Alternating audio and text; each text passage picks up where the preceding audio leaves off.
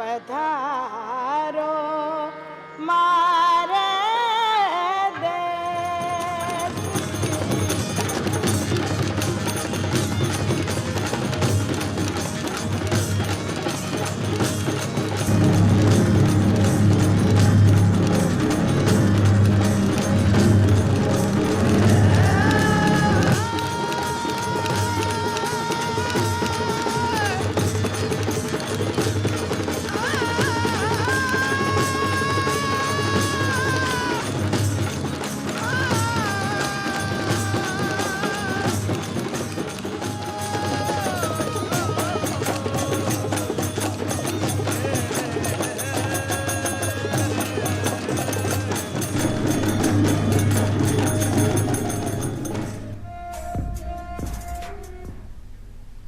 जय जय राजस्थान, अलबेलो राजस्थान। जगत में कौन प्राणी होगा जिसे सुख, सौभाग्य, शांति और स्वास्थ्य की अभिलाषा ना हो। आहा। हर आदमी अपनी जिंदगी को सुखों से भर देना चाहता है, शांति से अपना जीवन बिताना चाहता है, अच्छा स्वास्थ्य चाहता है और सौभाग्य चाहता है। लेकिन ये तो भाई हम सब जानते हैं बिल्कुल कि भाई खाली चाबा से काहे कौन होए। इसके लिए क्या चाहिए? कड़ी मेहनत, लगन और लक्ष्य मिलने तक निराश ना होने का अटल हौसला, क्योंकि यही वो रास्ता है जो जिस पर चलकर हम अपनी सुखों की मंजिल को पा सकते हैं। वाह। तो परेशान मत होइए, कुछ भी मुश्किल नहीं है। लीजिए एक बार मन में ठान, तो खुद ब खुद हो जाएगी जिंदगी उतनी ही आसान। और हम क्या कहेंगे? जय जय राजस्थान, अलबेलो राजस्थान। का बात कही जी। देखो जीवन जो है ना, हाँ। वो संघर्ष को नाम छे। बिल्कुल। जब भी तो एक महान व्यक्ति एक महान बात कही, काई की बताऊं? संघर्षरा मोतीरी एक माला। हाँ। संघर्षरा मोतीरी एक माला। हाँ। जीवन है जी को नाम। संघर्षरा मोतीरी एक माला, जीवन है जी को नाम। चुनौती ने स्वीकार करो, देवे हर रोज यो पैगाम। कई बात है। चुनौती ने स्वीकार करो, देवे हर रोज यही पैगाम। साहस, हिम्मत, कठोर परिश्रम सु बना लियो फिर थे एक पहचान। फिर जीजी भाई के संग साथ मिलकर काई कीजो। जय जय राजस्थान, अलबेलो राजस्थान। और जीजी हाँ। वो महान व्यक्ति मन लागे मारो छोटे भाई वाजारी छे। हाँ, और मारे सागा हमारी प्यारी जीजी अनीता प्रधान तो चाहिए। और आज से तो देखो बहुत कुछ सीख बने मिले ही है, क्योंकि ये जो बता रहे हैं ना कि सब्र रखना पड़े है कोई भी काम करवा के टाइम में, मेहनत करनी पड़े है, कठोर परिश्रम, साहस, हिम्मत से कुछ रखना पड़े है, जज्जार मिले एक बड़ी पहचान। तो जीजी आज आपने सागे भी ऐसा एक व्यक्तित्व है। हाँ। जो यहाँ की पहचान बनाया है ना। तो देखो वहाँ की पहचान मैं बताऊँ। हाँ। जिसू पहले एक बार वहाँ की जीवन से जुड़ेड़ी कुछ झलकियाँ हैं अपने सागे, जरूर है ना। तो पहले देख लिया, फिर करा वहाँ को स्वागत, फिर करा अभिनंदन, फिर करा वाने प्रणाम। जिसू पहले एक बार फिर कह दिया जय जय राजस्थान, अलबेलो राजस्थान। तो आओ पहले देखा वहाँ का जीवन से जुड़ी कुछ झलकियाँ।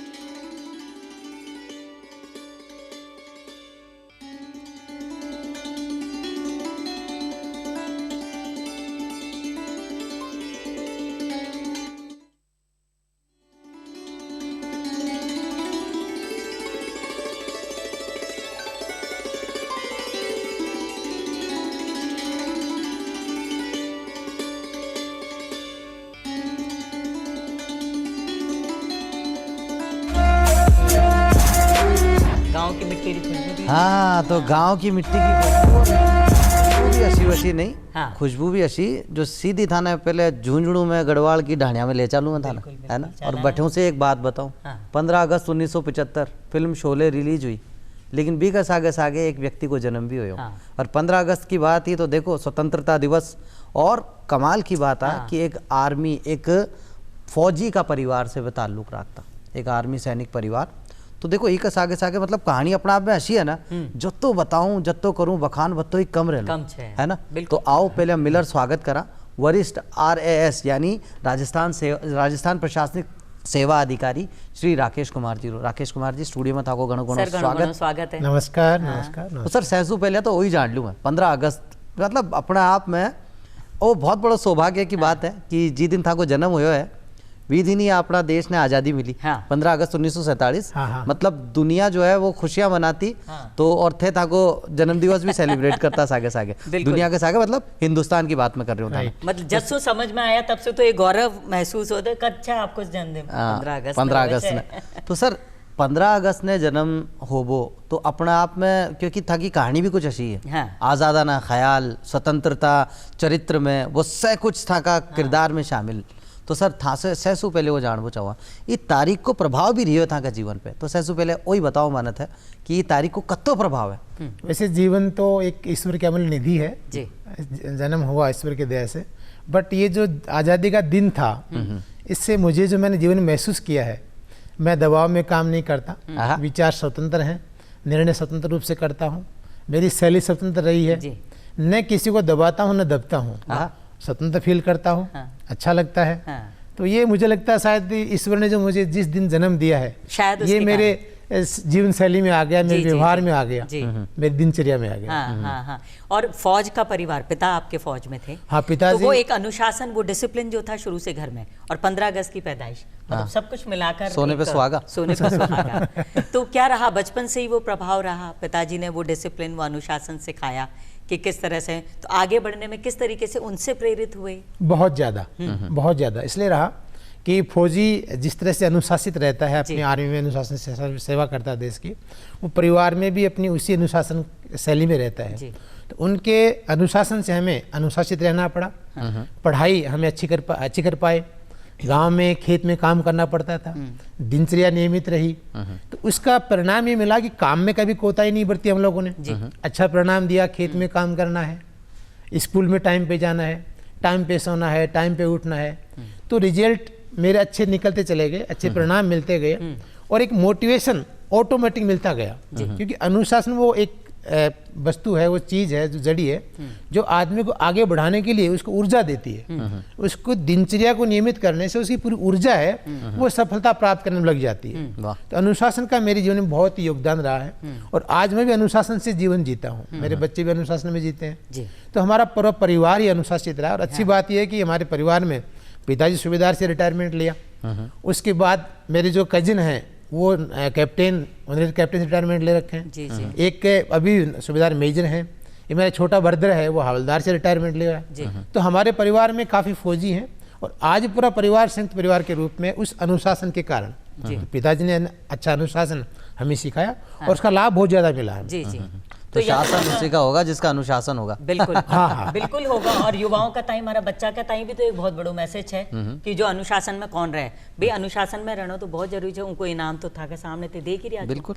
अच्छा, व्यक्तित्व का धनी। अच्छा जीजी, एक बात और बताऊं मैं था, देखो आपकी जो कहानी है ना, व्यक्तिगत कहानी, कोई फिल्म की कहानी से कम को नहीं। हाँ, बताऊं था ना क्या। देखो मैं था बताया ना, एक ग्रामीण परिवेश से एक छोटो सो नन्नो सो बालक है ना, पिताजी फौजी, और फौजी पिताजी सपना देखो बड़ा बड़ा देखे। और मैं खुद भी जो डॉक्टर अब्दुल कलाम आज़ाद वाने एपीजे अब्दुल कलाम साहब वाने बिल्कुल पूरी तरह से वहाँ को अनुसरण करता। तो अशी कहानी है ना, अपना आप में बहुत रोचक है। और बनबो चाहता चाहे डॉक्टर, बनगा RS, तो अब पूरी कहानी बहुत रोचक है। तो और टीचर भी रहा, टीचर भी रहा। तो हाँ, जो अनुशासन की बात है ना, अनुशासन तो है ही, लेकिन वो किया कर है ना कि ईश्वर, कुदरत, नियति, वो भी की नियत का ही रही आके सागे। और भी नियति ने की हिसाब से अस्वीकार करया, और कहीं खुद का चरित्र में सुधार करया, कहीं वो टर्निंग पॉइंट कहीं आयो लाइफ। तो सर ले चला था ना गढ़वाड़ा की ढाणी में पहले से पहले झुंझुनू को वो गांव छोटो सो, और सपना बड़ा बड़ा। सर वठ्यासू था की बात करूं मैं, बचपन को परिवेश थे बताया, अनुशासन में तो रियो, लेकिन थे जो है क्योंकि 15 अगस्त ने जन्म हुआ तो भी ही स्वतंत्रता तो माथा में पूरी तरह से रचेड़ी बसेड़ी है। तो सर सैसू पहले था सो वही जानबो चाहूँ मैं कि अपना आप ने साबित करबो एक अलग बात है, लेकिन जब जीवन जिंदगी था का सामने एक नई चुनौती बना पेश हो जावे, भी चुनौती ने स्वीकार करबो अलग बात है। तो सर वो कहानी का ही है, पूरी कहानी मैं तो शुरू से जानना चाहूँगा। मैं बहुत नपे तुले शब्द में बताऊँगा, मुझे भी अच्छा लगता है बताने में, और मुझे अच्छा फील भी होता है। मुझे जब से मुझे याद है कि संयुक्त परिवार था, परिवार में मेरे पिताजी 4 भाई और दादाजी भी थे, तो 30-35 लोगों का परिवार था। तो उसमें मेरे गांव में ढाणी में स्कूल है पीछे, जो हमारी ही जमीन में बनी हुई थी, मेरे दादाजी ने ग्रांट करी थी गवर्नमेंट को। उस प्राइमरी स्कूल में हमारी जो 5वीं तक की एजुकेशन हुई। उसके बाद भोड़की हमारा गांव है, आजकल तो हमारी ग्राम पंचायत अलग बन गई, ढाणिया भोड़की। हमारी पहले भोड़की जो ग्राम पंचायत थी उसमें सेकेंडरी स्कूल थी हुआ करती थी, आजकल वो सीनियर सेकेंडरी हो गई। तो हमारे घर से वो 3-3.25 किलोमीटर पड़ती है, हम पैदल जाते थे, पैदल आते थे। तो उस 6वीं से लेकर के 10वीं तक की जो यात्रा रही उसमें 3 चीज़ साथ चली, स्कूल पैदल जाना, पैदल आना और जम के पढ़ाई करना। और एक बड़ी बात आपको अच्छी लगेगी सुनने की, पहले सरकारी विद्यालय में बहुत ज़्यादा छात्र संख्या होती थी, आजकल निजी विद्यालय ज़्यादा हो गए तो छात्र संख्या कम हो गई है। तो बहुत ज़्यादा छात्र संख्या होती थी, 650-700 संख्या थी, उसमें अच्छा कंपटीशन होता था। तो पढ़ाई के साथ खेल भी हुआ करते थे। मैं 5 साल लगातार खो खो में बेस्ट प्लेयर रहा हूँ। 6वीं से 10वीं तक मैं स्टेट के शिविर में कैंपों में गया हुआ हूँ, तो वहाँ खेलने का भी एक अच्छा मौका मिलता था। शरीर जो अच्छा यूँ सशक्त होता था और ब्रेन भी अच्छा पढ़ाई के लिए तैयार होता था। जब घर आते थे तो पूरा काम करना पड़ता था। मुख्यतः 3 सीजन होती थी, जैसे बारिश हो गई तो खेत में निराई गुड़ाई बुआई करना, फिर उसकी जो है कटाई करना, फिर हमारे 2 फसली होती थी, जैसे सर्दियों में गेहूं बोना, सरसों बोना, उसके लिए वापस वही हल चलवाना, सफाई करना, फिर रात को सर्दियों में पानी देना। 90 में तो फव्वारे आ गए थे, पहले हम हाथों सिंचाई करते थे। जी। तो बड़ा एक जुझारूपन जीवन रहा है। उससे हमें शक्ति मिली, ऊर्जा मिली, धैर्य मिला और संघर्ष से सामना करने की एक ताकत मिली। हम उसको संघर्ष नहीं मानते थे, ये तो आज बता रहा हूँ संघर्ष था जब तुलना कर रहे होते हैं। उसमें तो वो डेली दिनचर्या का पार्ट था कि करना है, इजी लगता था। तो खेत में काम करना एक पार्ट था, स्कूल जाना एक पार्ट था, पढ़ाई के साथ गेम खेलना एक पार्ट था। तो तीनों ही क्षेत्रों में मैंने मेरा एक रुचि बनाई रखी और योगदान देता रहा और मेरे को वहाँ बड़ा फायदा मिला। खेत में काम करने से संघर्ष का सामना करने का एक ताकत मिली। पढ़ाई करने से स्कूल में मैं हमेशा फर्स्ट पोजीशन में रहा। मैं 10वीं का टॉपर रहा हूँ, 76% थे। और गेम में एक्सपर्ट होने से 5 साल लगातार खो खो गेम में गया तो शरीर बड़ा एनर्जेटिक रहा और सशक्त रहा और जवान रहा। इसका फायदा मुझे क्या मिला, जब बगड़ गया मैं जूनियर में एडमिशन लेने के लिए, वहां मैंने बायोलॉजी ली थी। सपना था डॉक्टर बनेंगे, बहुत बड़ी इच्छा थी, क्योंकि डॉक्टर देखते तो भाई डॉक्टर बनना चाहिए, डॉक्टर बन सकते हैं अपन, और ये जानते थे। और गांव में तो जो बच्चा देखता है सुनता है वही बनने की कामना कर इच्छा करता है। बिल्कुल। वहाँ सीनियर किया मैंने 73% से। बट जब मैं कोचिंग के लिए तैयार हुआ उसमें STC जो प्राथमिक शिक्षा प्रशिक्षण होता है उसकी विज्ञापन निकला था। जब मैंने फॉर्म भरा तो मेरा नंबर आ गया। झुंझुनू डाइट जो जिला प्रशिक्षण संस्थान होता है उसमें मेरा एडमिशन हो गया। 15 सीटें थी, मेरा नंबर आ गया, वहाँ पे एडमिशन हो गया। 2 साल मैंने STC कर ली। तो 92 में 10वीं की मैंने, टॉपर रहा। 94 में सीनियर किया मैंने और 96 में मैंने STC कर ली। STC करते ही फिर लगा कि डॉक्टर बने अब, लेकिन वैकेंसी निकल गई और जिले में 4थी रैंक थी मेरी पोस्टिंग हो गई। पोस्टिंग होने के बाद अब मेरा जीवन कैसे बदलता है इसमें प्रकाश डालना चाहूंगा। जी। उसमें क्या हुआ, 90 जब मैंने ज्वाइन कर लिया 96 जनवरी 97 में, तो मेरी जहाँ जो पोस्टिंग हुई थी अपने चिड़ाव जिले में पड़ता है। फिर मेरी पोस्टिंग सोनासर हो गई जो अपने झुंझुनू जिले में पड़ता है। सोनासर जब मेरी पोस्टिंग हुई तो मुझे लगा मुझे प्राइवेट BA करना चाहिए। तो मैंने प्राइवेट BA किया टीचिंग के साथ साथ। वो मेरी फर्स्ट डिवीजन BA है। BA फर्स्ट 99 में किया। उसमें RS का रिजल्ट आया था। तो उसमें अखबार में पढ़ा तो मैंने देखा ये तो अपने को प्रयास करना चाहिए, लेकिन लगा अपन शायद नहीं कर पाएंगे। उसमें प्रतियोगिता दर्पण एक किताब चलती थी कंपटीशन के लिए, वो मैंने किसी साथी के पास पढ़ी। और इसी दौरान में क्या 2001 में जब MA किया फर्स्ट डिवीजन से, मेरा नेट क्वालिफाई हो गया पॉलिटिकल साइंस से। तो नेट क्वालिफाई होते ही मेरा कॉन्फिडेंस बहुत अच्छा हो गया था कि हाँ अपन कुछ कर सकते हैं। अब मेरे साथ 3 चीज साथ चल रही है कि 97 में शादी होगी टीचर लगते ही, 99 में बड़े बेटे का जन्म हो गया, विशेष सर्विस में थी, तो मुझे सर्विस भी करनी है, घर में भी साथ वो जिम्मेदारियां भी हैं, बिल्कुल, कुछ समय बच्चे को भी खिलाना है साथ में, क्योंकि फादर एक्सपायर हो गए थे 95 में, तो मुझे गांव भी जाना पड़ता था। बड़े भैया हैं, 2 छोटे भाई हैं, तो मदर के पास जाना पड़ा, काम भी करना पड़ता था। तो कई पार्ट में मुझे रोल अदा करना पड़ता। लेकिन वही मैंने कहा ना, अनुशासित परिवार से आने से अनुशासन ने मैं ताकत दी।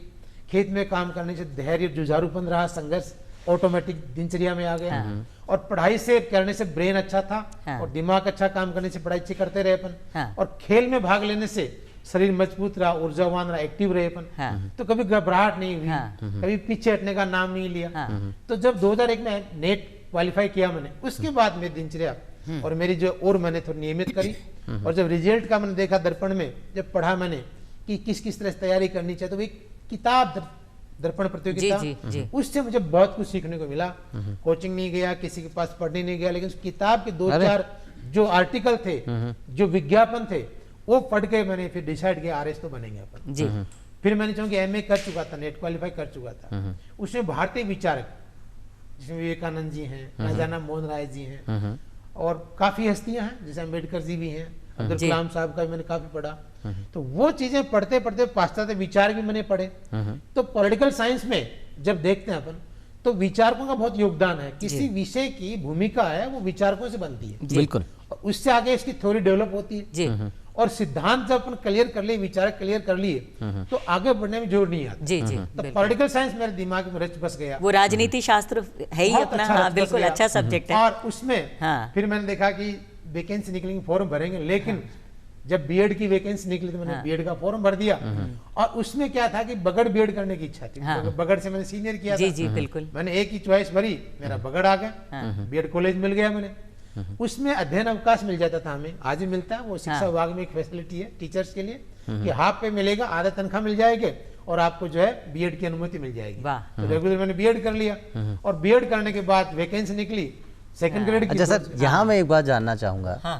एक बड़े शायर ने बड़ी कमाल की बात कही है कि जब पिया है पानी पत्थर तोड़ के पिया है। तो संघर्ष का तो आप बता रहे हैं कि वो खून में वो निशानी भी है और किसानी भी है, दोनों चीज़ें शामिल थी। और पिताजी जो हैं वो आप भाई फौज से रहे, तो अनुशासन की बात भी लगातार हम कर रहे हैं, और जो भी काम किया जीवन में उससे कुछ ना कुछ प्रेरणा मिली, कुछ ना कुछ प्रेरणा मिली। हाँ। तो सर मैं आपसे जानना चाहूँगा, जब डॉक्टर बनने की चाहत थी, और ऐसा होता है ना कि अब डॉक्टर बनना चाहता हूँ लेकिन किसी कारणवश बन नहीं पा रहा हूँ, जी। क्योंकि डॉक्टर एक ऐसा पेशा है जो मुझे लगता है कि हम सीधे तौर से किसी की सेवा कर सकते हैं जी। लेकिन वहीं अगर मैं बात करूं प्रशासनिक सेवा अधिकारी की, आज आप एक आरएएस हैं, वरिष्ठ आरएएस हैं, तो सर वो सेवा भाव तो आज भी आपके किरदार में शामिल है। बिल्कुल। तो सर कोई संस्मरण सबसे पहले मैं आपसे शुरुआत के दिनों का जानना चाहूँगा, जहाँ होता है ना कि हम पहली बार कुछ करना चाहते हैं, करना कुछ चाहते हैं और हमारे साथ हो कुछ और जाता है। तो लोगों में, खासतौर से युवाओं में एक तरह की निराशा आ जाती है। तो सर क्या आपके साथ भी ऐसा रहा था? शुरू में थोड़ा मुझे लगा कि डॉक्टर नहीं बन पाए, जी। लेकिन जल्दी संभाल लिया मैंने। इसके पीछे कई कारण है। मेरी माँ है, वो आदर्श भी है, क्योंकि हर माँ अपने बच्चे को बहुत अच्छा बनाना चाहती है जी। बहुत बड़ा योगदान होता है उसकी परवरिश में। तो मेरी माँ कभी डरी नहीं, कभी झुकी नहीं, कभी दबी नहीं। तो वो उसको देख के मैं लगा कि जब कोई चीज नहीं मिलती है निराश नहीं होना चाहिए, आगे प्रयास करो। मैंने प्रयास किया और मैं सफल भी रहा। जब डॉक्टर नहीं बना झटका लगा, बिल्कुल लगता है। हाँ, बिल्कुल लोग पूछते क्या हुआ, तो बताने की हिम्मत भी नहीं होती है, परंतु अंदर जज्बा था कि पूरे परिवार में सभी जज्बे वाले होते हैं। बिल्कुल। तो उनसे अपने को सीखने को मिलता है। तो मुझे लगा कोई बात नहीं, जब टीचर बने तो आपकी बात कहना चाहूंगा, कई बार कमेंट भी होते हैं, साथ लोग कहते थे भाई राकेश तो मास्टर कैडर मिल गया तेरे, तो मास्टर फिक्स हो गया, तो अब मास्टर रहेगा। लेकिन मैंने कहा कोई बात नहीं, क्योंकि मेरी निष्ठा रही ईश्वर में, नियति को मैं स्वीकार करता। नियति के साथ चलेंगे तो नियति आपको ले जाएगी। कहते हैं ना, आपने जो चाहा मिला तो बहुत अच्छा है, लेकिन जो चाहा उससे ज्यादा मिला है, दूसरा मिला, वो और अच्छा है। और अच्छा। तो नियति हमें दे रही है। बिल्कुल। तो मैंने उसे विश्वास किया। वो कहते हैं ना, मन का हो तो अच्छा, मन ना हो तो और अच्छा। तो मैंने कभी उसको मतलब अदरवाइज नहीं लिया, पॉजिटिव लिया, क्योंकि जो मिल रहा है वो अपने भाग्य के लिए मिल रहा है। बिल्कुल। कुछ अच्छा करने के लिए मिल रहा है, और हुआ भी ऐसा। बिल्कुल। जब मैं एसडीएम के यहाँ फतेहपुर आया, तो मेरे सीनियर बॉस थे, वो बीसीएमओ थे, दिलीप सिंह जी नाम, आज भी वो फतेहपुर में। तो मुझे उसको देख के फट याद आ गया, आप दिलीप सिंह जी नाम आपको बोले? हाँ। मैंने कहा आप सीनियर थे मेरे से, जूनियर था। तो उसमें इत्तेफाक देखिए आप, मैं एसडीएम हूँ, मीटिंग ले रहा हूँ, सारे ब्लॉक के अधिकारी वहाँ बैठे हैं, वहाँ बीडीओ भी है, डिवाइस भी है, और आपका बीसीएमओ भी है। तो अच्छा लगता था कि अपन जो चाह रहे तो नहीं बने, बट उससे ठीक बन गई। और आज अपन कोऑर्डिनेट कर रहे हैं, लोगों को रिलीफ दे रहे हैं, और एक प्रशासन में अच्छा कोऑर्डिनेशन करने का आपको हर जगह अवसर मिल जाता है। प्रशासन में आने का मतलब ये नहीं कि आप ज्यादा आनंद करोगे, मौज मस्ती करोगे, आप अच्छी मेहनत करके लोगों का विश्वास जीत कर, बल्कि जिम्मेदारियां और बढ़ती हैं, बहुत अच्छा कर सकते हैं। नीडी पर्सन आपके पास आते हैं, ये न्याय का अंतिम द्वार है। बिल्कुल। यहाँ हर पीड़ित व्यक्ति आता है, तो आपको अपना बचपन याद रहता है, तो आप अच्छा सा उनका मन रख सकते हैं, उनकी हेल्प कर सकते हैं, उनकी इज्जत कर सकते हैं, उनकी भावनाओं को समझ सकते हैं। ये मुझे बड़ा अच्छा लगा। हाँ, तो सफलताओं से तो आपा सीखा ही चा, बिल्कुल। पर असफलताओं से भी आपा ने सीखना चाहिए। बिल्कुल। भाई टूटना नहीं है, उठना है और फिर से कोशिश करनी है, आगे बढ़ना है। वो कहे चाहे भाई वो गानो चाहे जिंदगी हर कदम एक नई जंग है, लेकिन जीत जाएंगे हम अगर मेहनत में दम है। तो बस वही जी लाइन बदल दीजिए, अगर मेहनत में दम है। भाया को असर आ रहा है। तो जी मेहनत में दम की बात कर रहे हैं और आप अपना सागे देखो, आज वरिष्ठ राजस्थान सेवा प्रशासनिक अधिकारी आपने सागे बैठे हैं। हाँ। और आज से बातचीत चल रही राकेश कुमार जी से। तो राकेश जी अब था वो जान पूछाऊँ मैं, टीचर थे बढ़िया, और टीचर मतलब जो कहते हैं कि शिक्षित होना अपने आप में ऐसा जैसा विकसित होना, लेकिन अब जब जिम्मेदारी लोगों को शिक्षा देने की आती है तो लगता है कि जिम्मेदारी थोड़ी सी बढ़ जाती है। तो सर जब आप टीचर बने, परिवार की क्या प्रतिक्रिया थी और अब आपको अपने आप से कितनी उम्मीदें थी? क्योंकि उस समय के लिए तो अगर तत्कालीन में बात करूं तो शायद टीचर ही आसपास, क्योंकि वो तो एक प्रतियोगिता दर्पण जिसे आपने पढ़ा और उसके बाद में चीज़ें बदलती गई। लेकिन जब आप टीचर है, वो कहते हैं ना कि समाज के निर्माण का काम करने का काम पूरा जिम्मेदारी से टीचर को मिलता है, शिक्षक को मिलता है। मैं उसमें एक बात बताना चाहूँगा जी जी, क्योंकि हमारे परिवार में जब मैं टीचर लगा उसमें सभी बच्चे जो है वो बेरोजगारी थे, मतलब सर्विस की लाइन में आने वाले ही थे, सर्विस कोई नहीं लगा था, तैयारी कर रहे थे सर। हाँ, मतलब तैयारी पढ़ने के लेवल में थे। तो जब मेरा सिलेक्शन हुआ एसटीसी में डाइट में, तो उसमें जब अपन बातें करते हैं कि शिक्षक निर्माण की भूमिका, ये तो उसमें दिमाग में नहीं आती थी, क्योंकि ग्रामीण परिवेश में सबके रहता है भाई नौकरी लागू छोड़ो, अब टाइम पर तनख्वाह मिलेगी, घर पैसा होगा, उसको अच्छा लगे। बिल्कुल बिल्कुल। तो मारवाड़ी भाषा में भाई मारो थोड़ा नौकरी लागो, अब आराम होगो, अब थोड़ा पिसा कराऊंगा मन्ने के मन्ने, तो सहारा मिलेगो। एक माँ का ताई तो बहुत बड़ी बात हो जाए। ये खुशी का कम से कम एक बच्चा तो नौकरी लगा, वो भी सरकारी नौकरी। सर राजस्थानी में सुनाओ, ज्यादा अच्छा लाग रही है। एक सौ तो नौकरी लागो कम कम, वो भी मास्टर लागो। क्योंकि हमारे परिवार में जैसे फौज में ये भर्ती हुए थे, लेकिन मास्टर सिविल नौकरी में पहला मैं मास्टर में ही बना था। और उस समय आप फौज पुलिस के अलावा गांव में कोई चलन भी नहीं था। मेरे अंकल हैं, वो बीएसएनएल में ऑफिसर थे, जेटीओ थे, जूनियर टेलीकॉम ऑफिसर थे। तो उनका भी काफी यूं रहता कि आप पढ़िए आगे, पिताजी सुबेदार बन गए थे। तो जब मैं टीचर लगा तो कम से कम सपोर्ट मिला कि सर्विस में अपनी एंट्री हो गई है, और मुझे इसलिए ज्यादा अच्छा लगे, अब मैं ज्यादा पढ़ाई कर सकूंगा। पहले मैंने बताया ना, घर पे भी काम करना पड़ता था, थोड़ा रहता है काम करने के लिए। और जब सर्विस लगा तो एक सेल्फ मोड में आ गया मैं कि पढ़ाई भी करेंगे और सर्विस भी करेंगे, और परिवार भी चलाएंगे। बिल्कुल। तो कॉन्फिडेंस भी आया टीचर बनने से, उत्साह मिला, जोश तो आना ही था, इकोनॉमिक सपोर्ट मिला, और आगे का रास्ता जो चलने में इजी हो गया। और घर वालों को खुशी तो होती है, बहुत खुशी हुई थी। पूरे फोकस के साथ अध्ययन करने का वक्त भी मिलता है, बहुत ज्यादा। क्योंकि टीचर की एक भूमिका है कि जो मतलब अगर पढ़ाना है तो पढ़ना भी होगा, हर रोज खुद को नया गढ़ना भी होगा। तो ये पढ़ाई का जो सिलसिला जो आप बता रहे हैं, तो सर टीचर आप बने, और ऐसा तो नहीं होगा सर, खुद आप जब एक ऐसी पृष्ठभूमि से आते हैं, जब हम खुद स्टूडेंट थे, खुद छात्र थे, तो टीचर्स के बड़े मज़े लेते हैं हम, कुछ हम कुछ कह भी देते हैं, कुछ टीचर्स के तो नाम भी निकाल लेते हैं। मैं गलत नहीं कह रहा हूँ, ये सब साक्षी हैं। ये सबकी शरारतें हैं। ये सबकी शरारतें हैं। तो सर बचपन के लिए एक बात कही जाती है कि बेफिक्र बचपन, बेबाक बचपन, शरारत का पर्याय बचपन। अब जब वो कहते हैं ना कि टेबल के इस साइड से इस साइड आ गए, तो वो शरारतें बच्चों में देखने को मिली आपको? थोड़ी बहुत मिली थी। उसमें कारण है कि पहले गांव में थोड़ा सा डर भी ज्यादा होता था, तो टीचर के प्रति यूं थोड़ा सा रेस्पेक्ट भी होता था, डर भी होता था, तो इतना ज्यादा कर नहीं पाते थे, और विचारों में ऐसा आता भी कम था। क्योंकि अब तो बहुत कुछ जैसे मॉडर्न में हो गए, एजुकेटेड हो गए, शहरीकरण ज्यादा हो गया, बच्चे अवेयर हो गए, काफी चेंज आ गया। पर पहले थोड़ा सा स्कूल में इतना डर भी रहता था, सम्मान भी होता था, पर थोड़ा बहुत हाँ किसी के प्रति थोड़ा ऐसा मजाक भी होता था, थोड़ा निकनेम भी होता था।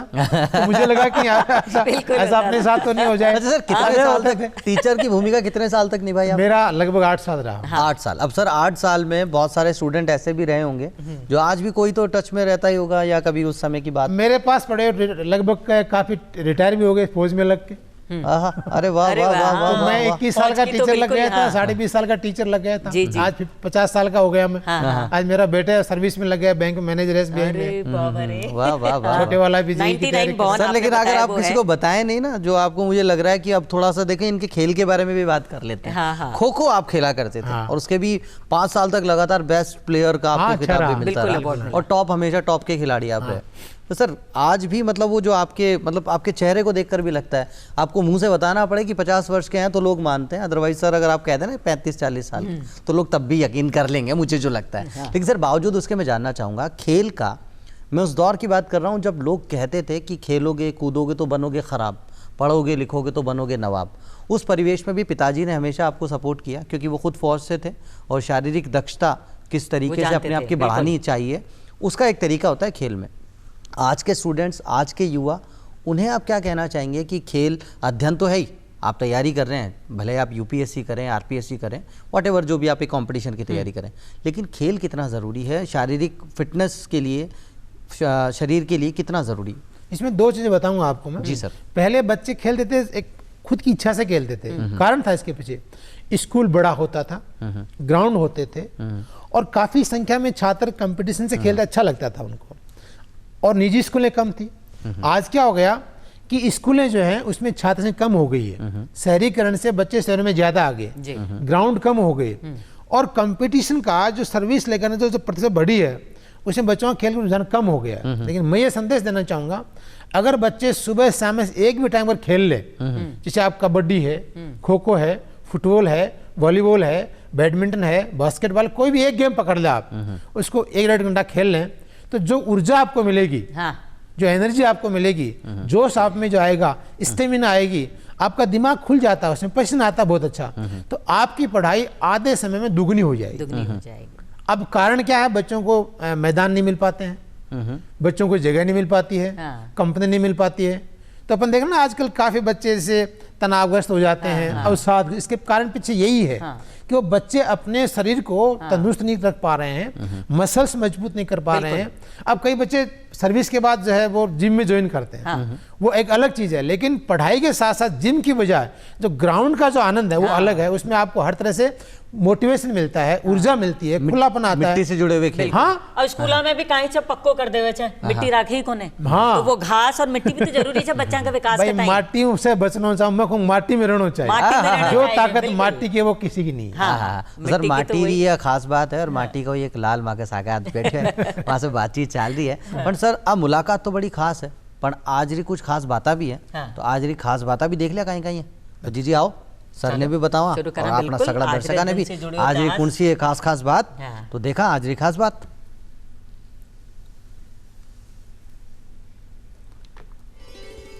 नेशनल स्क्राइपर डे हर साल 3 सितंबर को मनाया जाता है।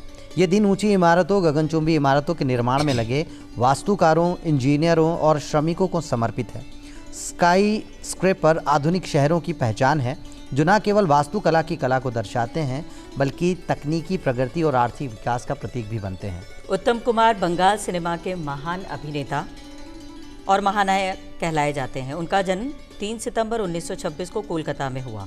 1940 के दशक में अभिनय की शुरुआत कर उन्होंने बांग्ला सिनेमा को नई ऊंचाइयों तक पहुंचाया।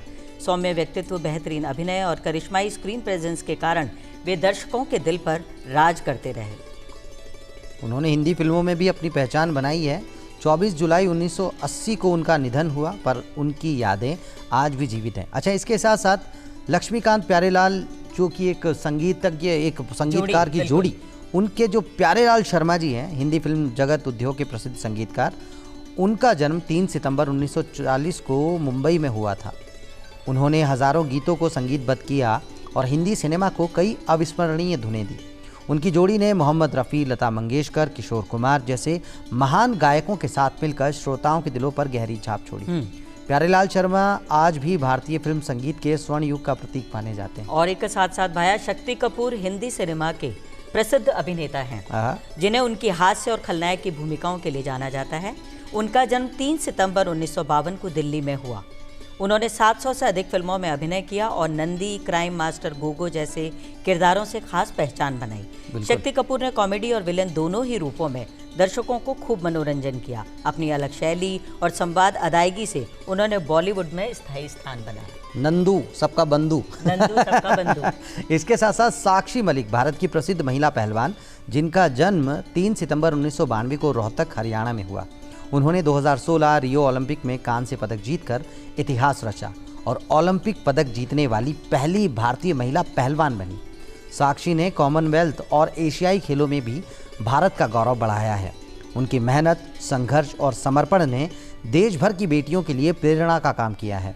वे आज भारतीय महिला शक्ति और खेल जगत की मिसाल मानी जाती हैं। तो जीजी ऐसे आज री खास बात। बिल्कुल, आज के दिन से जुड़े हुए आपनो इतिहास। तो आज री खास मुलाकात पे भी पाछो ध्यान दे लें। बिल्कुल पाछा ध्यान दे। सर बात करें अच्छा गाँव की, शिक्षा की, बेरोजगारी की बात, तो आज भी अगर अपन देखें तो सर शिक्षा और रोजगार एक बड़ी समस्या आज भी मानी जाए कई जगह पर, तो बल्कि ज़्यादातर गाँव की बात करा तो मतलब कहीं उनको समाधान आ तो थे अति बड़ी पोस्ट पर छो, कहीं सोचो छो गाँव के बारे में। गाँव में शिक्षा रोजगार वैसे शुरू से एक मुद्दा रहा है, आज ज़्यादा मुद्दा ज्वलंत बन गया है। इसके पीछे कारण है, पहले खेती में लोग काम करते थे और वहाँ संतुष्ट होते थे। आज औद्योगिकरण का जमाना हो गया, भौतिकवाद युग आ गया है, तो व्यक्ति खेत में काम नहीं करना चाहता, सीधा कहीं ना कहीं सर्विस लगना चाहता है। वो चाहे उद्योग के क्षेत्र में आए, चाहे आईटी में जाए, चाहे राजकीय सेवा में आए। तो बेरोजगारी का एक विकराल रूप सामने दिख रहा है। वो छुपी बेरोजगारी बंद होगी और खुल के सामने आ गई है। शिक्षा में देखें तो पहले गांव में स्कूल, छात्र संख्या ज़्यादा होती थी, पढ़ाई सस्ती होती थी, कंपटीशन कम था, तो नॉर्मल चल रहा होता था। आज विशेषज्ञता का जमाना आ गया, हर आदमी अच्छी पढ़ाई करके अच्छे मुकाम को हासिल करना चाह रहा है। तो दिखने लगा है कि पढ़ाई पढ़ाई पढ़ाई, पेरेंट्स को खर्चा करना पड़ रहा है, अच्छी स्कूलों में दाखिला कराना पड़ रहा है, और उसके मेहनत के बगैर बजाय भी उसको रिजल्ट नहीं मिल पा रहा है, तो उसमें निराशा भी मिलती है। तो मैं तो यही कहना चाहूँगा कि पढ़ाई जो है वो उसके पीछे आदमी ये देखना चाहिए, मैं मेरी बात करूँ, अपनी बात करें कि आपकी योग्यता क्या है, आप कितना सहन कर पाते हैं, किस क्षेत्र में आप जाना चाहते हैं। होड़ नहीं करें, बहुत से आयाम है जीवन को जीने के। पढ़ाई के साथ साथ आप आईटी के क्षेत्र में जाएं, खेल के क्षेत्र में जाएं, या आप कला के क्षेत्र में आए, और कला तो इसका तो कोई विकल्प नहीं है। कितना अच्छा लगता है, खुद की कला, खुद का प्रेजेंटेशन होता है, अच्छी संतुष्टि मिलती है। लेकिन हो क्या गया, अंधी होड़ अंधी दौड़। इस कारण से सारा ये जो दिख रहा है कि बेरोजगारी, शिक्षा की समस्या, ये हमने क्रिएट कर दी एक तरह से। अगर सभी क्षेत्रों में अपनी योग्यता अनुसार आदमी जाए, अपनी इच्छा अनुसार जाए, होड़ नहीं करे ना करे, तो बहुत सी सफलता मिल सकती है। पेरेंट्स का दबाव भी ना रहे और बच्चे को स्वच्छंद छोड़ा जाए। कि वो क्या दबाव की तो मैं कहूंगा कि आज मेरा बच्चा क्या बने मैं डिसाइड कर रहा हूँ।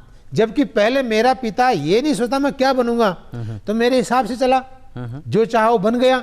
तो वो दबाव नहीं होता था, पेरेंट्स की चाहत बच्चों के ऊपर नहीं होती थी। आज पेरेंट्स चाहते हैं कि मेरा बच्चा ये बने, वो बने, तो काफी समय से माहौल बना दिया गया, क्रिएट कर दी गई। अच्छा सर, यहाँ मैं जानना चाहूँगा आपके सर्विसेज के बारे में। जब आरएएस आप बन गए, उसके बाद एसडीएम और एडीएम कई जिलों में आपकी पोस्टिंग्स रही। सर, पहली पोस्टिंग आरएएस बनने के बाद वो कितनी यादगार है आपको? कितनी मेरी अच्छी पोस्टिंग थी, सबसे यादगार पोस्टिंग है। वो इसलिए है कि राजस्थान का दूर दराज का इलाका, एक तरफ पाकिस्तान का बॉर्डर है, गुजरात स्टेट लगता है, बाड़मेर जिला, उसमें सबसे दूर सीमावर्ती चोटन उपखंड में एसडीएम के रूप में लगा था। वहाँ 180 किलोमीटर लंबाई, 160 किलोमीटर चौड़ाई, लंबा। आज तो वहाँ 2-3 उपखंड हो गए, 4-5 पंचायत समितियाँ बन गई। इतने बड़े उपखंड में जब बाकासर बॉर्डर तक में जाता था तो देखता था कितना पिछड़ापन है, कितने गरीब लोग हैं। तो वहाँ मैं लगभग 2.5 साल रहा, बहुत अच्छा काम करने का मौका मिला। वहाँ उसमें सरकार ने प्रशासन गांव के संग अभियान भी चलाए थे, तो हमने राजस्व के बहुत सारे काम निपटाए थे। और वहाँ इतना अच्छा लगा, फर्स्ट पोस्टिंग एज एसडीएम, अच्छा स्टाफ था, लोग बड़े ओबीडियंट हैं, अच्छा फील करते हैं, जब किसी की हेल्प करते हैं उनको बहुत अच्छा लगता है और जुड़ के चलते हैं। और तो पेटी पेटी मामले से सीमा ज्ञान करना है, जमीन के सहमति से बंटवारे करने हैं, पत्थर गड्डी करवानी है, हिस्सा क्लियर करना है, नाम शुद्धिकरण करना है।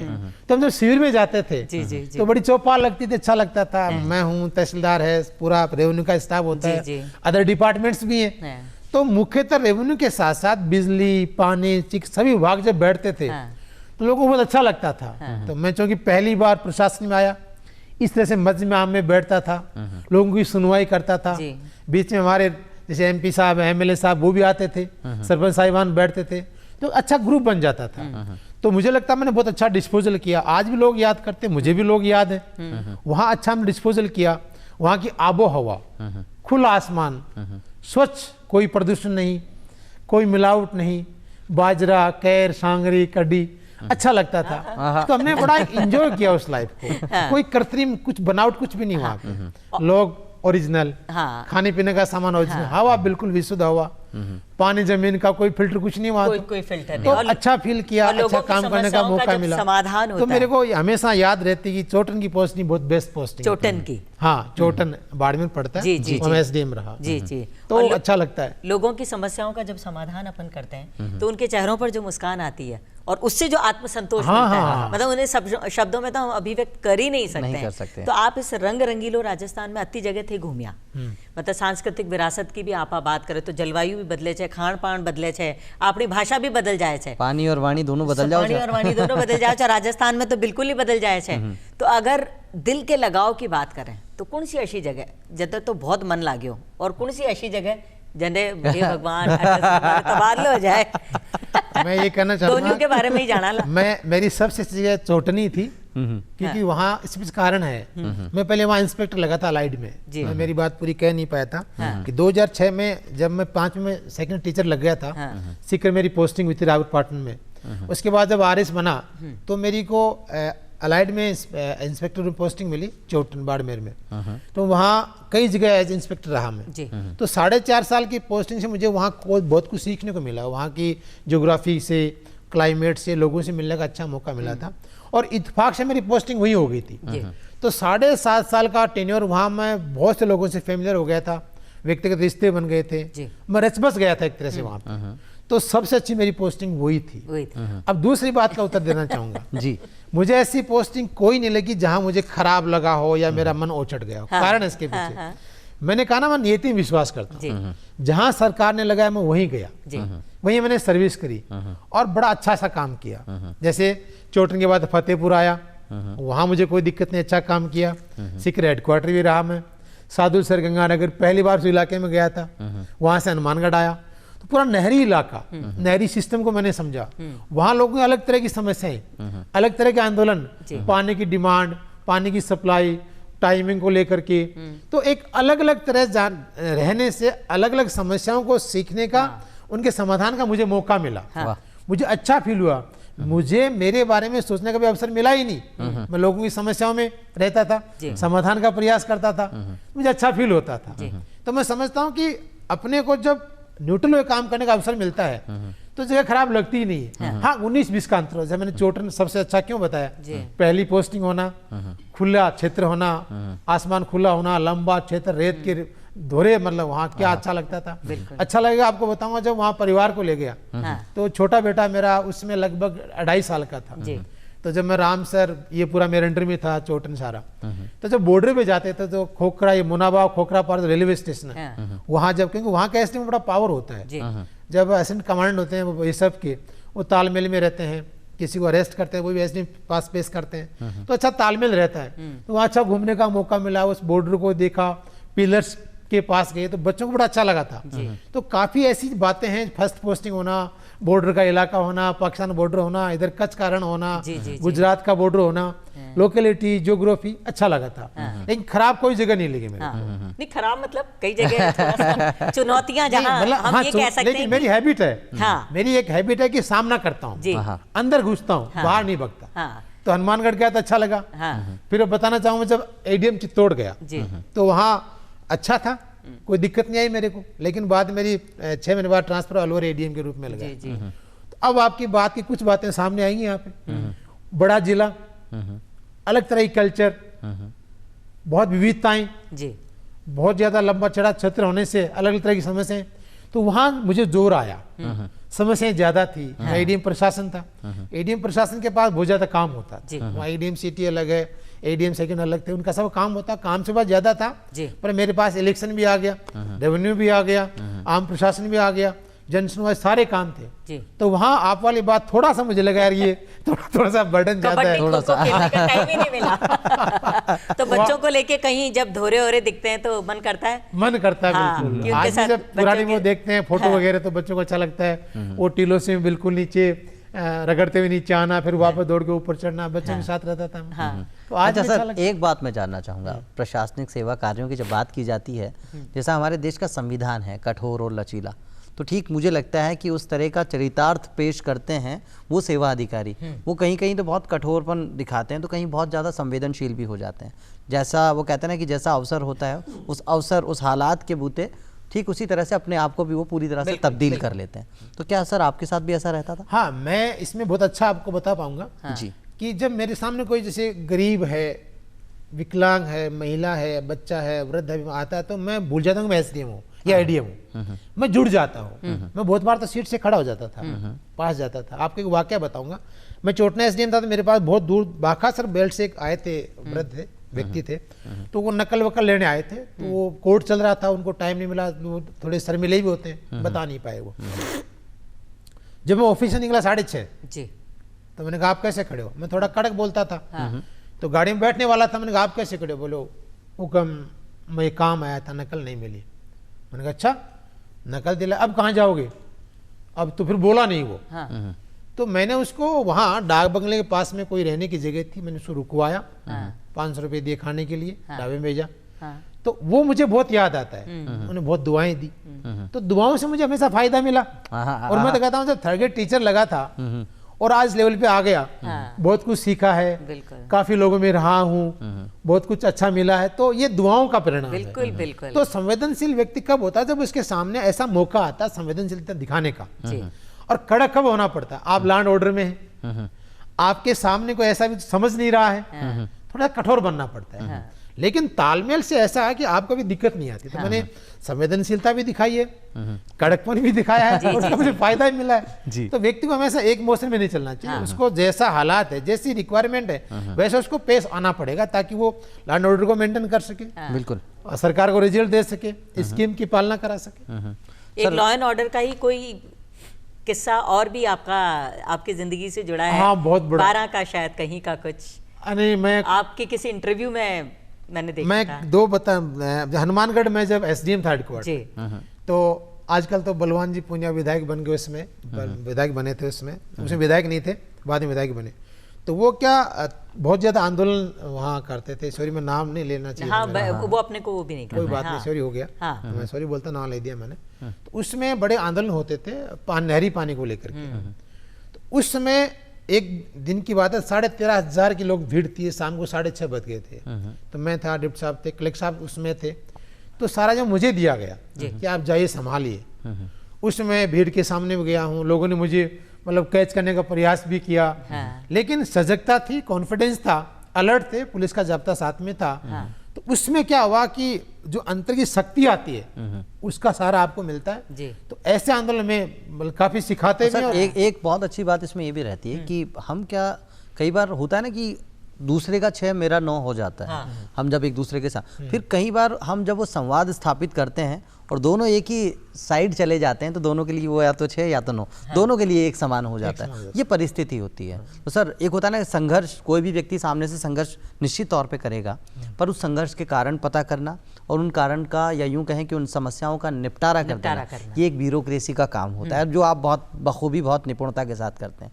सर मैं आपसे यहाँ जानना चाहूँगा, कहते हैं कि आप अपने आप को हमेशा आजमाते रहे, आपका पूरा जीवन ऐसा ही रहा, माहौल ही ऐसा मिला। सर 2 बार आपने आईएएस भी अटेम्प्ट किया, अगर मैं गलत नहीं हूँ तो। सर वहाँ आज का जो युवा, जो एक वरिष्ठ आरएएस अधिकारी को देख रहा है और उन्हें शायद ये पता लगे कि 2 बार आप आईएएस नहीं बन पाए, और आजकल हम देखते हैं बहुत सारे हमें जो न्यूज़ मिलती है, जिस तरह की खबरें मिलती हैं, बच्चे हताशा में न जाने कौन कौन से गलत कदम भी उठा लेते हैं। तो सर आपके दिमाग में उस समय नहीं आया ये कि मैं तो अब फेलियर हूँ, या मैं तो विफल हूँ या सफल हूँ? इस कहानी को कैसे बयां करना चाहिए? आप तो याद करिए, मैंने बता चुका, जब डॉक्टर नहीं बना था मैं, तो मुझे फील हुआ था डॉक्टर नहीं बना, झटका सा लगा था। तो बस वही वाली, उसके बाद मैंने हर असफलता को सफलता माना, हर असफलता को सफलता की कुंजी माना मैंने। जब मैंने आईएएस का 2 बार दिया, एक बार 13 नंबर से रहा, एक बार शायद 17 नंबर से रहा, तो तो मुझे पता क्या लगा कि अब आरएस तो पक्का बनेगा, तो क्योंकि मैंने वो अच्छा मुकाम ले लिया था, सब्जेक्ट में गहराई तक मैं चला गया था, जीके मैंने अच्छा कर लिया था। 2007 की वैकेंसी जब निकली थी तब पता क्या हुआ था, उसमें इतनी पीक पे तैयारी थी कि राजस्थान में मेरी 8वीं रैंक आई थी। उसका कारण क्या था, उस आईएएस में असफलता के कारण मुझे और जोश लगा के पढ़ने का अवसर मिला, मुझे मौका मिला, और जो आईएएस की जो तैयारी मैंने करी थी वो आरएस में बहुत ज्यादा काम आई मेरे। जीके मेरा अच्छा हो गया, तो मैंने असफलता को सफलता की सीढ़ी माना। तो आईएएस में जब मैं असफल हुआ, मेंस क्लियर नहीं कर पाया, तो निराश नहीं हुआ मैं, और जज्बे के साथ उस निराशा से भी आपने सीखा। हाँ, पॉजिटिव लिया उसको। बस सर, सीखने के बूते ही आज जिस वर्तमान पद पर आप हैं, विशिष्ट सहायक ग्रामीण विकास एवं पंचायती राज मंत्री के आप विशिष्ट सहायक हैं। सीधे तौर से जिस ग्रामीण परिवेश से आप आते हैं, उसी ग्रामीण परिवेश को सेवा देना, सीधे तौर से, कोई अप्रत्यक्ष रूप नहीं, सीधा प्रत्यक्ष रूप से आप दे सकते हैं। सर, कितना सुखद लगता है? बहुत अच्छा लगता है, क्योंकि आप भी जानते हैं कि गाँव के जो कंडीशन है, दशाएं हैं, उसमें जितना काम करो उतना कम है। आज हमारी आबादी 67%, 8% लगभग अपने गांव में रहती है। उसमें शिक्षा है, स्वास्थ्य है, स्वच्छता है, रोजगार है, यानी सभी तरह की समस्याएं वहां से जनरेट होती है। शहरों में तो समाधान हो जाता है, बड़ा कॉम्पैक्ट इलाका होता है, व्यवस्थाएं अच्छी होती है, मशीनरी एक्टिव रहती है। गाँव में दूर दराज होता है। अच्छा, गलती नहीं है ये, बहुत दूर दराज होने से मतलब वहां सुविधाएं देने में दिक्कतें आती है, खर्चा ज्यादा होता है। तो मैं ये मानता हूं कि आज भी गांव में पंचायत राज के माध्यम से जो योजनाएं चलाई जा रही हैं, जो स्कीम चलाई जा रही हैं, जो प्रशासन जो काम कर रहा है, सीधा सीधा गांव को वहां लाभ मिलता है। रोजगार सृजन वहां हो रहा है, स्वच्छता के माध्यम से, स्वच्छता तो है ही है, स्वास्थ्य को सीधा लाभ हो रहा है, शिक्षा के क्षेत्र में वहां लाभ हो रहा है। तो लोगों में जो पंचायत राज विभाग के माध्यम से वहां योजनाएं चला करके लाभ देने की बात करें, तो सीधा सीधा सर्वाधिक लाभ इस विभाग से वहां मिलता है। वाह, तो सर ये मतलब अपने आप में बहुत सुखद भी लगता है, लेकिन बहुत जिम्मेदारी का काम भी है। कहीं वो लगता है ना कि मुझसे कोई ऐसी गलती ना हो जाए। कहीं दिमाग में तो आता होगा सर आपके भी कि मैं जो कर रहा हूँ बिल्कुल निपुणता से कर भी रहा हूँ, लेकिन बावजूद उसके कई बार होता है ना कि बहुत सारी चीज़ें हमसे रह भी जाती हैं, क्योंकि सब कोई परफेक्ट नहीं होते। तो सर उस कंडीशन में अपने आप को फिर एक बार दोबारा से, वो कहते हैं ना कि अपनी सोच को रिसाइकिल करना, वो कितना अहम या कितना ज़रूरी हो, वो कहते हैं ना संवेदनशीलता का पार्ट आ जाता है जी। जब आप कोई काम कर रहे होते हैं ना, तो हर जिम्मेदार व्यक्ति देखता है गलती ना हो जाए, क्योंकि उसके आप उसको लोग देख रहे होते हैं, उससे लोगों को तो उम्मीदें होती है, तो परखता रहता अपने आप को। तो हम लोग मीटिंग माध्यम से परखते हैं, रिव्यू के माध्यम से परखते हैं, रिजल्ट के माध्यम से परखते हैं, फीडबैक भी लेते हैं। तो ये तो एक प्रक्रिया चलती रहती है, अपने को बेस्ट करने का, बेस्ट रिजल्ट देने का, उत्तरदायित्व में अच्छी पहल करने का, ये तो रहता है। और जिस सेवा में आप हैं, एक होता है हम ऑफिस में बैठकर लोगों की समस्याएं सुलझा रहे हैं, वहां लोग आपके पास आते हैं, एक है कि आप उठर लोगों के बीच में जाओ छो, तो दोनों में कहीं फर्क हो गए? बहुत अंतर है, बहुत अंतर है। मैंने बताया ना, क्योंकि दोनों ही भाग में आप समस्याओं का निवारण तो कर ही रहे हैं। क्या कहा, चोट में क्यों याद है, जब वो अभियान चले थे तो हम गाँव में जाते थे, बैठते थे, व्यक्तिगत चर्चा करते थे, रूबरू चर्चा करते थे, वहाँ लोग अच्छा बता देते हैं, आप साहब मेरे साथ ये दिक्कत है, ये अधिकार नहीं मान रहा, ये कर्मचारी नहीं मान रहा, मैंने इतने चक्कर काटे ऑफिस के, तो आपको सीधा काम सुनवाई का मौका मिल जाता है। ऑफिस में लोग आते हैं तो क्या करते हैं, वो सुना नहीं पाते हैं, शर्माते हैं, डरते हैं, तो बहुत अंतर है। आज भी तो हर सरकार में प्रशासन गाँव के संग, प्रशासन शहरों का अभियान क्यों चलाते हैं, कारण यही है, लोग खुली बात कहेंगे, खुले चौपाले बात करेंगे, मध्य में आप, और बड़ा बूढ़ा का दो सुझाव भी मिले। अच्छा, बड़े बूढ़े बहुत खुश होते हैं, ये अच्छी बात बताई आपने। आजकल क्या होगा, लगभग लोग शहरों में आ गए, तो बड़े बूढ़े अकेले बच गए, तो जब वहाँ प्रशासन गाँव में जाता है तो वहाँ घुल मिल जाता है। सर मैं थानू बता दूं, बातचीत करवाऊं बड़ो आनंद आ रही है, पर वो वक्त है ना घड़ियाल बाबू ए इशारो कर दे बार बार कि अब थोड़ी जो मुलाकात है पे अल्पविराम लगाना पड़ेगा। लेकिन 20 पहले अल्बेलो राजस्थान का ही मंच पे थे हो, और अल्बेलो अंदाज नाम को एक रैपिड फायर राउंड में को या करे, तो सर शुरू करना थे क्यों? तो यस, तो बिल्कुल सर, सैसु पहला थे सो जान बुझावा था सु कि अगर जीवन था को एक किताब, एक पुस्तक होती तो भी को शीर्षक कहीं हो, तो सफलता के लिए संघर्ष। और जीवन में कोई किताब भी है जिससे आपने बहुत प्रेरणा भी मिली? मैं इसमें बताना चाहूंगा कि जैसे लोगों की अलग अलग किताब होती है, मेरे जीवन में प्रेरणा नहीं, तो एक दर्पण, प्रत्यो दर्पण, जिन्होंने पढ़ा और ये महसूस किया मुझे कुछ बनना है। उस दर्पण में जो मैंने देखा, और मेरा जीवन दिशा तय करी मैंने। दूसरा था कि एक अंतर्राष्ट्रीय राजनीति, जो बीएल फड़िया साहब लेखक हैं उसके, एक पुखराज जैन साहब की बहुत कुछ दिया है, वाह। बहुत समरी थी इसके अंदर, गहराई थी, तो मेरा जीवन बदला इनके अच्छा साथ। सर, इसके साथ साथ आपके आदर्श? आदर्श की बात मैं 3 लेवल की बात करता हूँ। सबसे पहले तो माँ बाप आदर्श होते हैं, तो मैं बता चुका हूँ, माँ बाप तो होते ही होते हैं। दूसरा अपन जाते हैं आध्यात्मिक क्षेत्र में, जैसे विवेकानंद जी को पढ़ा है मैंने, राम मनोहर लोहिया को पढ़ा है। तीसरा होता है बिल्कुल एक अलग फील्ड, जैसे अब्दुल कलाम साहब को मानता हूँ मैं, क्या एक हस्ती है, एक अलग हस्ती है वो। तो मैंने सबको पढ़ा, तो आदर्श मेरे हैं अलग क्षेत्र में आदर्श। हाँ, चाय कॉफी या छाछ राबड़ी? छाछ राबड़ी विकल्प नहीं होता है। अच्छा सर, पसंदीदा पोस्टिंग वैसे तो बता दिया आपने, लेकिन एक बार फिर से जानना चाहेंगे। मैं चोटन को पसंदीदा पोस्टिंग मानता हूँ, क्योंकि वहाँ बहुत काम करने का मौका मिला, लोगों से मिलने का मौका मिला, खुला अच्छा माहौल था, बहुत अच्छा फील। और जीवन का मूल मंत्र? मूल मंत्र ये कहना चाहूंगा कि कभी भी थको मत, रुको मत, झुको मत, डरो मत, सफलता के लिए संघर्ष करते रहो। इसी का नाम जीवन है और इसी में आनंद है। क्या बात है, हमेशा खुश रहो, स्वस्थ रहो। वाह वाह वाह। तो स्वस्थ रहो, मस्त रहो और व्यस्त रहो। बिल्कुल। और सर, जयपुर की सबसे पसंदीदा कोई जगह? गुलाबी नगरी की हमारी। मैं तो इसी को बता रहा हूँ, आपके पास बैठा हूँ ना। अलबेलो राजस्थान को मंची, जहाँ खुल के बात कर रहे हैं, अपनी आवाज लोगों को पहुंचा रहे हैं, अच्छा लग रहा है। तो डेफिनेटली सर, हमें भी बहुत अच्छा लगा आज आपसे मुलाकात करके। तो लेते हैं विदा, करते हैं फिर आप सभी से मुलाकात। तब तक के लिए दीजिए इजाजत। धन्यवाद। नमस्कार।